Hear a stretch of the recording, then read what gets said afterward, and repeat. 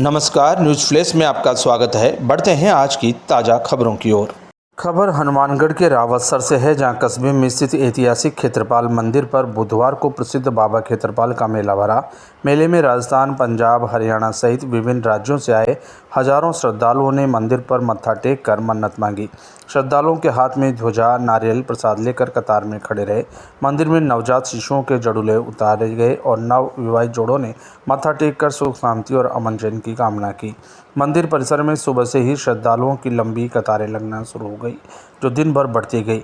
मंदिर पुजारी करणी सिंह सूड़ा ने बताया कि ये मेला हर साल अश्विनी शुक्ल चतुर्दशी को बढ़ता है, जिसमें काफ़ी संख्या में श्रद्धालु अपनी मनोकामनाएं लेकर बाबा क्षेत्रपाल के दर्शन करने पहुंचते हैं। उन्होंने बताया कि वैसे तो साल में 6 बार महत्वपूर्ण होता है, पर शुक्ल पक्ष की हर चतुर्दशी को मुख्य मेला लगता है। बाबा क्षेत्रपाल मेले में भारी भीड़ को देखते हुए कानून व्यवस्था की पालना के लिए पर्याप्त पुलिस बल तैनात रहा। ट्रैफिक पुलिस के हवलदार कृष्णा बेनीवाल ने बताया कि मेले को देखते हुए सुरक्षा के पुख्ता इंतजाम किए गए हैं। श्रद्धालुओं को किसी प्रकार की परेशानी न हो, इसके लिए बैरिकेड्स लगाए गए हैं। इसके अलावा श्रद्धालुओं के लिए छाया, पानी, बिजली आदि की संपूर्ण व्यवस्था की गई है।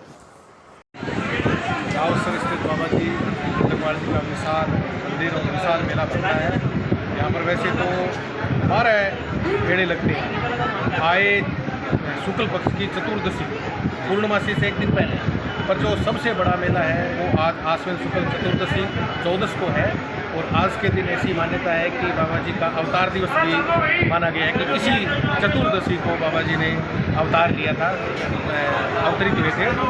और यहाँ पर दूर दूर से पंजाब, हरियाणा, दूर दूर से लोग हैं वो यहाँ पे आते हैं जड़ूले उतारने के लिए, गठजोड़े की भोग लगाने के लिए। और इसके अतिरिक्त यहाँ पर प्रसाद के रूप में लड्डू, बतासे, बाकड़े, सिंदूर, तेल चीज़ों का है वो भोग लगता है। और आज सबसे ज़्यादा भीड़ है वो होती है इस शुक्ल पक्ष की चतुर्दशी, आश्विन शुक्ल पक्ष की चतुर्दशी सबसे ज़्यादा भीड़ होती है। सालाना सबसे बड़ा मेला। इसके अतिरिक्त माघ के अंदर शुक्ल पक्ष की 14 को एक बड़ा मेला और एक चैत्र शुक्ल पक्ष की चतुर्दशी को बड़ा मेला है वो लगता है। इसके अतिरिक्त आए चतुर्दशी, हर महीने की चतुर्दशी को मेला है बाबा जी का लगता है। और ये 3 विशाल मेले हैं, जिसमें से ये सालाना सबसे बड़ा मेला माना जाता है। और इसके अतिरिक्त होली, दीपावली, इन पे भी इनका मेला है वो लगता है।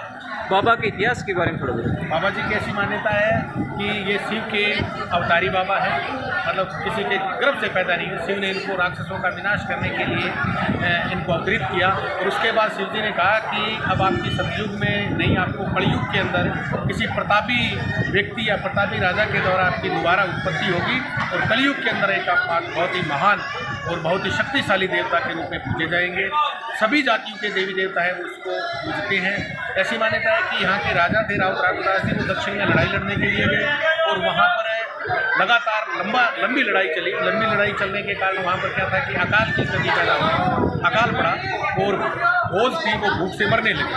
तो जब भोज व्याकुल थी भूख से, तो राघोदास जी से देखा नहीं गया महाराजा से, तो उन्होंने ये सोचा भी भूख से मरने की अपेक्षा तो ऐसा है कि हम अपने आप को मिटा लें, आत्महत्या कर लें।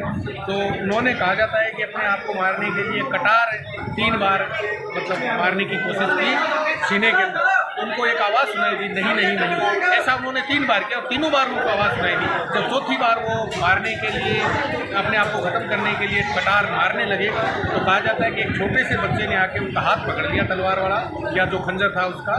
और उसने कहा कि उस बालक, एक छोटा बालक था और उसकी जटा है वो तेल से लथपथ, तेल, सरसों के तेल से। और उसने कहा कि मैं काशी का कोतवाल भैरव हूँ और आप मरना क्यों चाहते हो। तो राघोदास जी ने कहा कि हमारी फौज है वो भूख से मर रही है और हम हार के कगार पर हैं, वो भूखे मर रहे हैं, हमें अनाज नहीं मिल रहा है। तो उस रात कहा